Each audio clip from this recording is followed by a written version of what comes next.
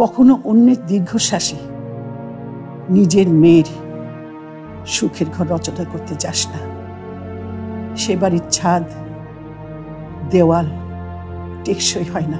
কি পালকি আহত?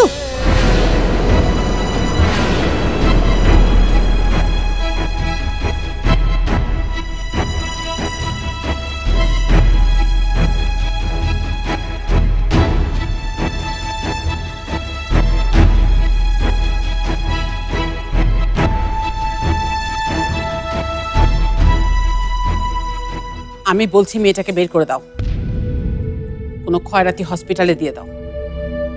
বাংলাদেশে তার হসপিটালের কোনো অভাব নেই, ওখানে তো গরিব দুঃখীদের চিকিৎসা হয়। ওই মেয়ের চিকিৎসা আমার বাড়িতে হবে না। কি বলছো তুমি? মেয়েটাকে এই অবস্থায় ফেলে রাখো? ডাক্তার তো দেখছে। দেখুক, তাতে কি হয়েছে? কিন্তু যখন থানা পুলিশ হবে তখন কি হবে? কে নেবে দায়িত্ব? এই পরিবারের মান সম্মান আভিজাত্য সব যাবে। আভিজাত্য? আভিজাত্য আভিজাত্যটাই দেখলে বাড়ির বউটা কোনো ব্যাপার না। বউ?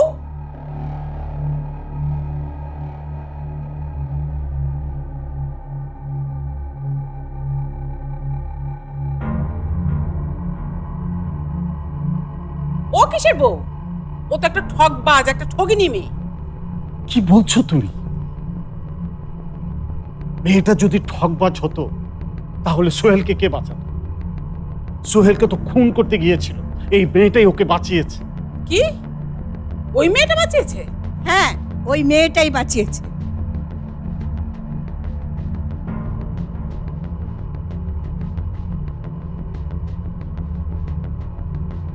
রহম করো, তোমরা এবার এই মেয়েটার উপর একটু রহম করো।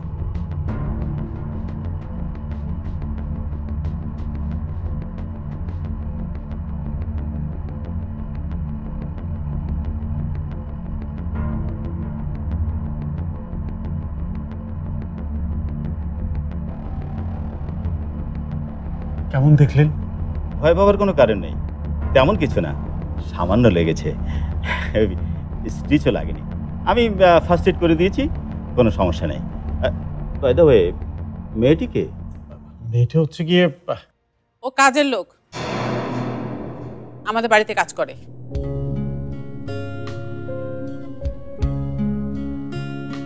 ঠিক আছে, ঠিক আছে। আমাদের অনেক সৌভাগ্য যে তোর মতো একটা মেয়ে পেয়েছি, নইলে আমার সোহেলকে কে বাঁচাতো বল? আর তুইও ভাগ্যবতী, তোর স্বামীও বেঁচে গেল। নে, তুই শুয়ে পড়, আমি মাথায় হাত বুলিয়ে দিচ্ছি, ঘুমিয়ে পড়তো। শো। দাদি, আপনার নাতি কই? আমার নাতি?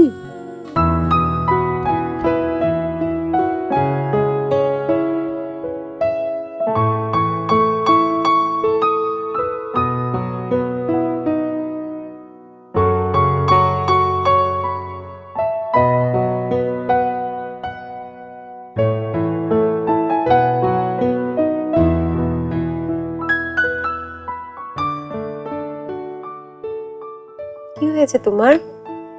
কথা বলছো না কেন? কথা বলছো না কেন? কথা বলো।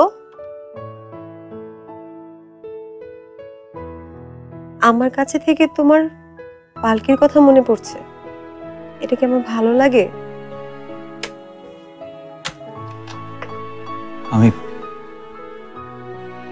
আমি মোটেও পালকির কথা ভাবছি না। বিশ্বাস করো, বিশ্বাস করো তুমি, আমি ভাবছি ঘটনাটার কথা।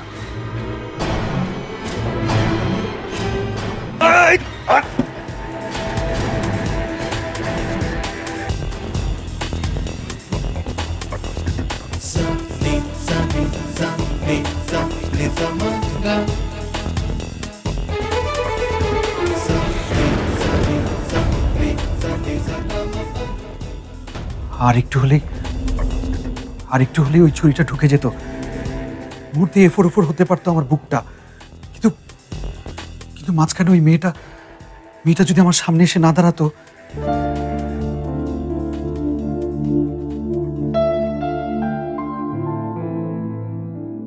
কি ব্যাপার, তোমার কি মেয়েটার উপর খুব সিম্প্যাথি জাগছে?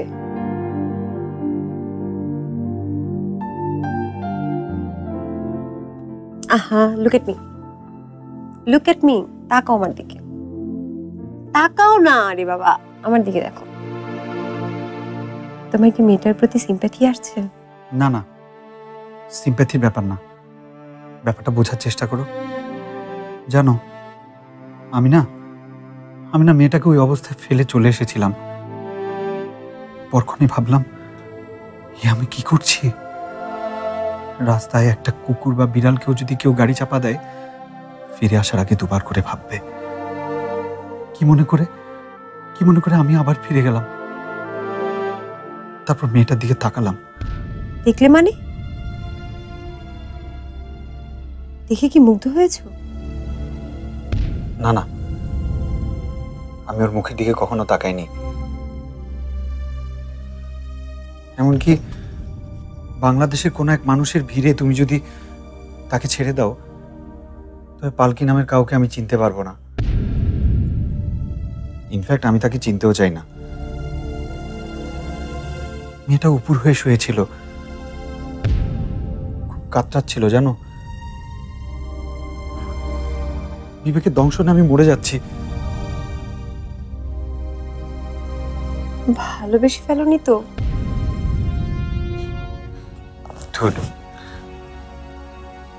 ভালো তো আমি তোমাকে বাসি, শুধু তোমাকে।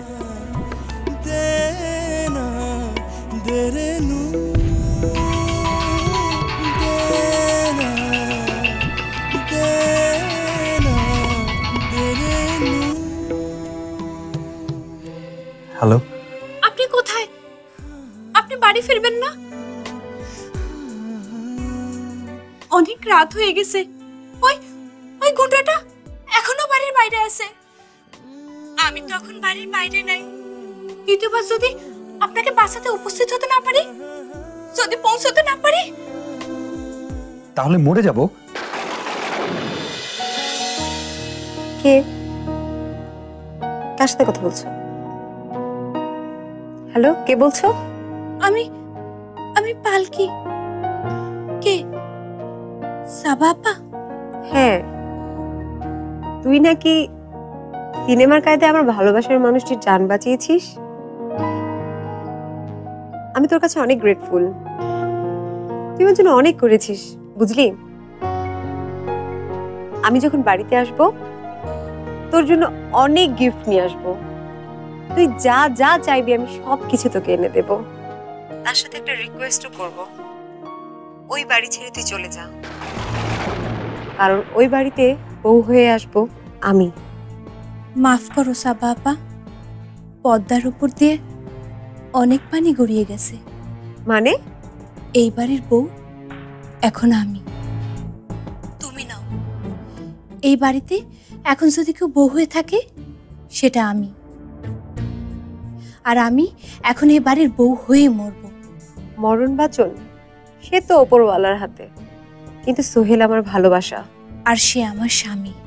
পালকি, মাফ করো সাবা আপা, ছোট মুখে বড় কথা বললাম। তুমি আমার স্বামীরে বাড়ি পাঠায় দাও। তার জন্য খাবার তৈরি হয়ে গেছে। সে না খাইলে যে আমি খাই না।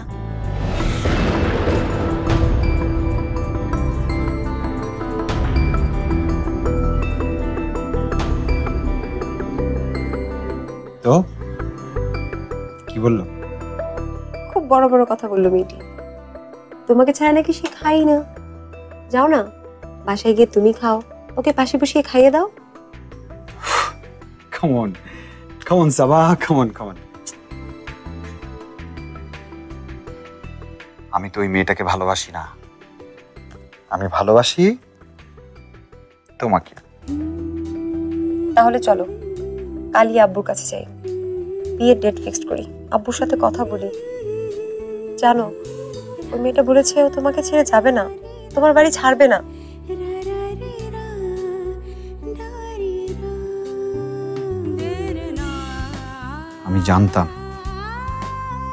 আমি জানতাম এটাই ওর প্ল্যান।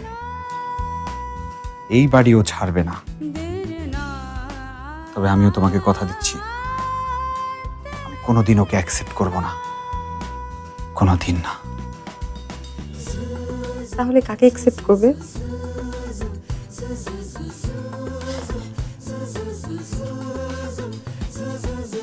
তোমাকে। আল্লাহ জানে।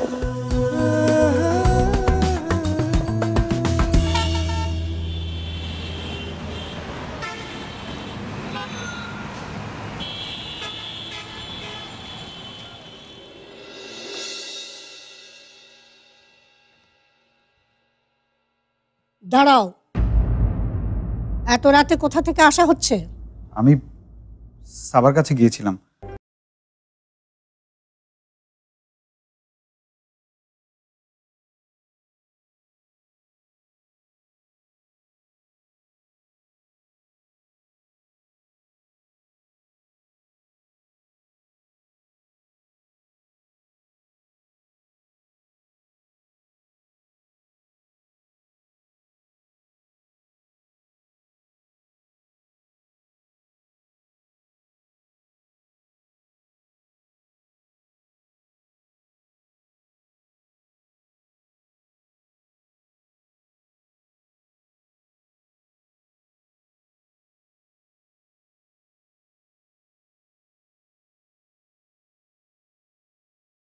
ওনারে বকবেন না।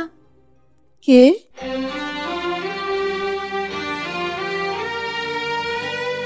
আমি আপনার খাবার। তাই মেয়ে, তুমি কি বলতে চাইছো বলো তো? কি প্রমাণ করতে চাইছো? তুমি আমার স্ত্রী, তুমি আমাকে অনেক ভালোবাসো, তুমি এ বাড়ির উপযুক্ত বউ, একমাত্র তুমি এ বাড়ির জন্য সবকিছু করতে পারো।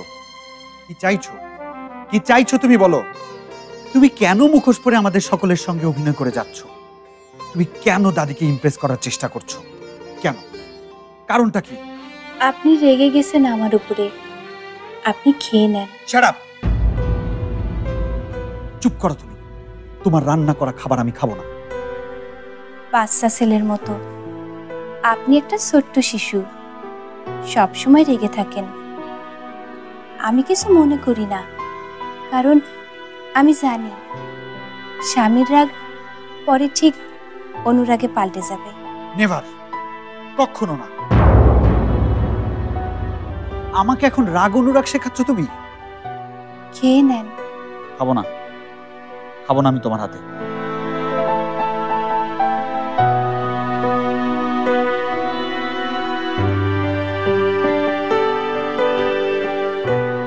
আজ না হোক,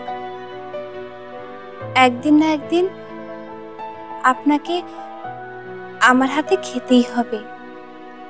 আমি খুব ভালো রান্না জানি, শিখে নিয়েছি আপনাদের রান্না। আঙ্গুল চেটে খাবেন। Shut up!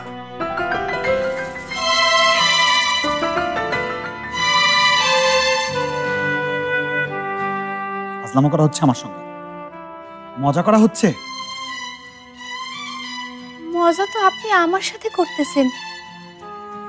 ঘরে স্ত্রী থাকা সত্ত্বেও সাবা আপার সাথে এত রাতে দেখা করতেছেন, একসাথে থাকতেছেন। লোকে কি বলবে? এতে করে কি আপনাদের পরিবারের আভিজাত্য বাড়বে, না সম্মান বাড়বে?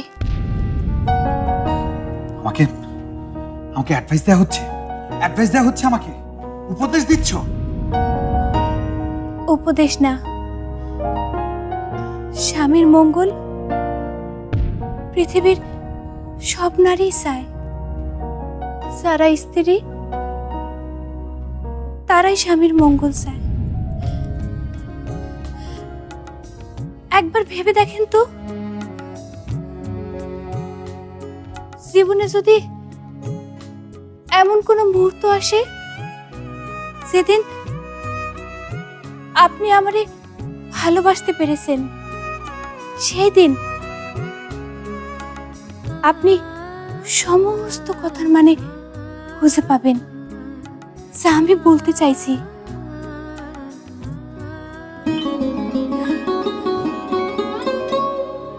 আমার সব কথার পেছনের একটাই উদ্দেশ্য, আপনার মঙ্গল কামনা। কারণ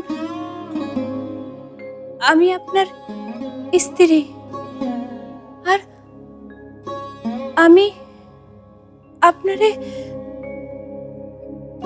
ভালো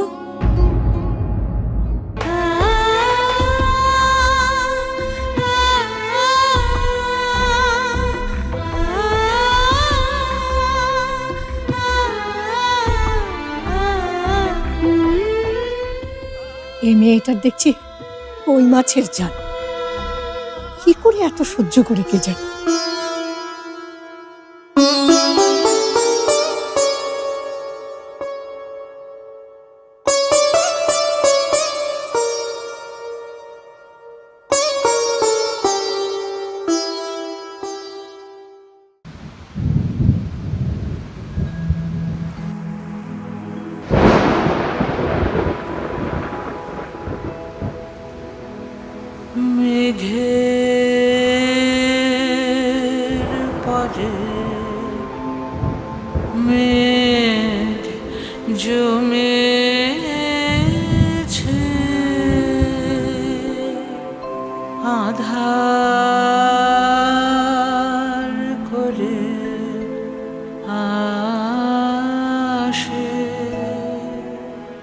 আমি যখন বাড়িতে আসব তোর জন্য অনেক গিফট নিয়ে আসব। তুই যা যা চাইবি আমি সব কিছু তোকে এনে দেব। তার সাথে একটা রিকোয়েস্টও করব, ওই বাড়ি ছেড়ে তুই চলে যা।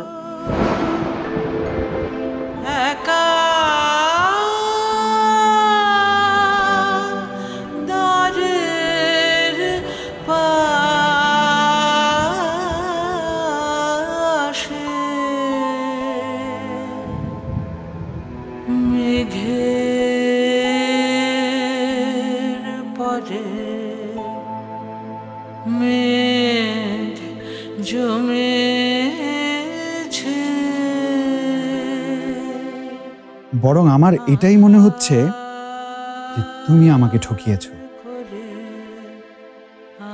আর এটার খেসারত তোমাকে দিতেই হবে। এই বাড়ি ছেড়ে তোমাকে চলে যেতে হবে।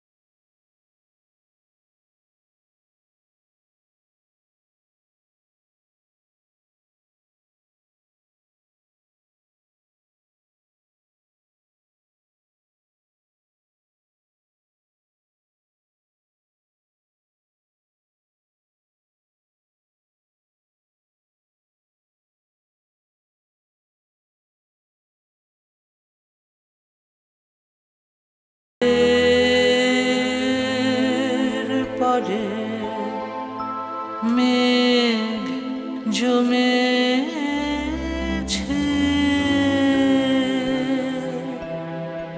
আধার করে।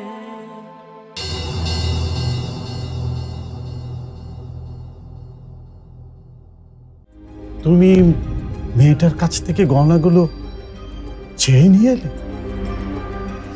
হ্যাঁ, যদি চুরি হয়ে যায়। ছি ছি, তুমি কি, তোমার মনে হলো মেয়েটা চোর?